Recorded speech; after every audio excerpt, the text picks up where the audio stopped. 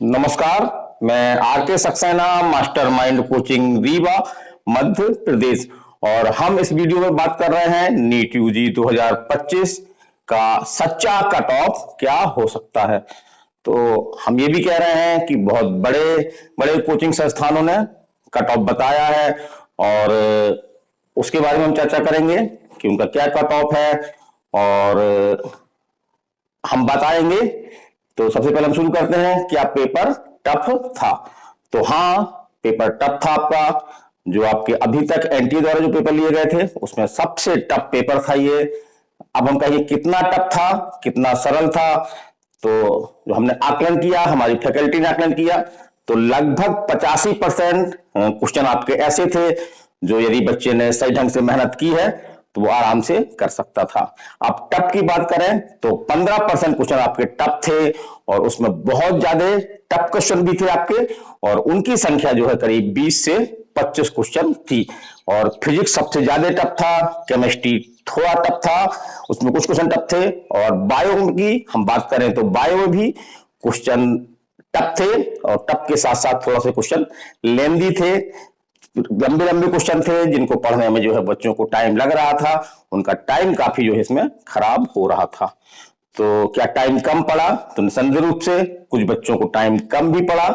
हमने सेंटरों में जाकर के बात की, हमने रीवा के आपके जो 13 सेंटर थे उन सेंटरों में हमने अपनी फैकल्टी भेजी। एक सेंटर में मैं स्वयं खुद था, आपका जो केंद्रीय विद्यालय क्रमांक 2 आपका जो इंजीनियरिंग कॉलेज के पास में है। तो बच्चों से हमने कई तरह से बच्चों से बात की, कमजोर बच्चों से बात की, ऐसे बच्चों से बात की जिनका ये तीसरा ड्रॉप था, तो उनसे हमने समय पे बात की, पेपर के टफ के बारे में बात की। तो समय कुछ बच्चों को समय कम पड़ा, निसंदेह रूप से कम पड़ा। और जहां तक टफ का पेपर था तो बच्चों ने ये एक्सेप्ट किया कि 2024, जी हाँ, नीट 2024 की तुलना में आपका जो 25 का पेपर था टफ था। तो इस बात को हम स्वीकार करेंगे, टफ था, लेकिन 85% क्वेश्चन आपके जो है समान थे, जिनको एक पढ़ने वाला स्टूडेंट जो टैलेंट रखता है वो कर सकता था। 15% जो टफ थे क्वेश्चन, उसमें से कुछ क्वेश्चन बहुत टफ थे, बहुत समय ले रहे थे, खासतौर से फिजिक्स में। लेकिन कुछ क्वेश्चनों को जो है वो अपन बहुत टफ कहेंगे, जो अच्छे से अच्छे बच्चों ने उसको जो है वो छोड़ना ही उचित समझा। तो एक बात तो ये स्पष्ट है कि इस बार एनटीए का ये इरादा था कि 720 में 720 पाने वाले बच्चों की संख्या जिस तरह से बढ़ रही थी तो उसको जो है वो रोका जाए। ज्यादातर आपके जो कट ऑफ बताए जा रहे हैं तो उन कट ऑफ की हकीकत ये है कि उसमें टॉपरों को ध्यान रखा जा रहा है, कि टॉपर को रखा जा रहा है, और पिछले बार के पेपर की जो कट ऑफ गया था उसको ध्यान में रखा जा रहा है। तो उससे तुलना करके जो कट ऑफ बताए जा रहे हैं बहुत कम कट ऑफ क्या जाएगा, तो जी हाँ, कट ऑफ कम जाएगा। हम ये बोल रहे हैं, दावे के साथ बोल रहे हैं, लेकिन कट ऑफ बहुत कम जाएगा।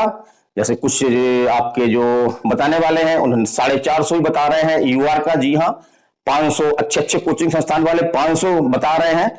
लेकिन जो हमारा मानना है, हमने जो पेपर देखा, हमारी फैकल्टी ने पेपर देखा और क्वेश्चनों का लेवल देखा, तो कितने परसेंट टफ था, ऐसे कितने क्वेश्चन थे जिनको बच्चे जनरली नहीं कर पा रहे थे, तो उसके आधार पर हमने भी एक कट ऑफ निकाला है।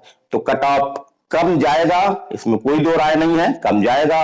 इस तरह से पिछले बार कट ऑफ काफी चला गया था आपका यूआर का और अन्य वर्गों का भी, लेकिन इस बार हम देख रहे हैं कि कट ऑफ कम जाएगा। लेकिन क्या बहुत कम जाएगा, तो ये हम मानने के लिए तैयार नहीं है, क्योंकि इसमें दुनिया भर की जो टैलेंट है, इंडिया की टैलेंट, आपके अंतरराष्ट्रीय स्तर पर बाहर भी सेंटर बनाए जाते हैं, तो बाहर की टैलेंट, तो बहुत सारे ऐसे टैलेंट बच्चे हैं जो ठीक ठाक नंबर जो है वो लाएंगे। कट ऑफ को बहुत ज्यादा गिरने की संभावना नहीं है। थोड़ा सा आपको बुरा लगेगा, क्योंकि इस तरह से आशाएं होती हैं, एक मानवीय स्वभाव है, यदि हमारे हित के खिलाफ कोई बात करे की होती है तो हम थोड़ा सा बुरा मानते हैं। तो हमारा आपसे अनुरोध है कि आपका बिल्कुल दिल दुखाने का मेरा इरादा नहीं है, लेकिन जो हकीकत है वो तो हमको उसका सामना करना ही पड़ेगा। तो चलिए देखते हैं किसको मिलता है आसमान।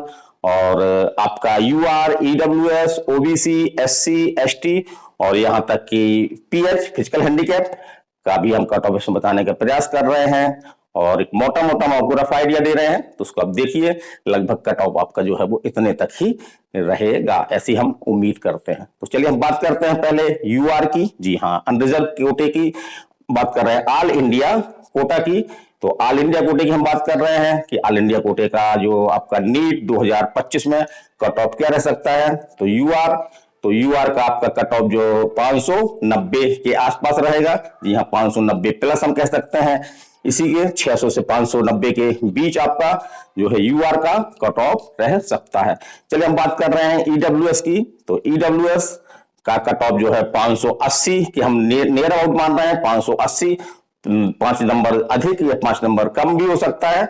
तो 580 यदि आप नंबर ला रहे हैं तो आप निसंदेह रूप से, हम स्टेट कोटा की बात नहीं कर रहे हैं, स्टेट कोटा की हमने बात की है एक वीडियो में, खासतौर से एमपी स्टेट कोटा की कि एमपी स्टेट में क्या कट ऑफ जा सकता है नीट यूजी 2025 का। तो ईडब्ल्यूएस आपका 580 प्लस 5 कम हो सकते हैं या 5 अधिक हो सकते हैं।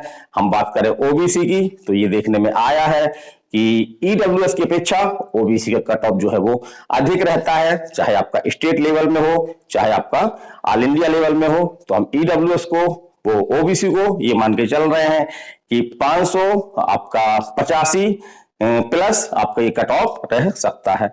और एसटी एससी की बात करें तो एसटी एससी का कट ऑफ भी काफी कम रहता है। थोड़ा सा इसमें अनुमान लगाना मुश्किल होता है, लेकिन हम अनुमान लगा रहे हैं। तो आपका जो एससी है, शेड्यूल कास्ट है आपका, उसका कट ऑफ हम मान के चल रहे हैं कि करीब आपका 450 नंबर, 450 नंबर प्लस 400, 5-10 नंबर कम हो सकता है, लेकिन यही आपका 450 के आसपास जो है वो एससी का कट ऑफ रहेगा।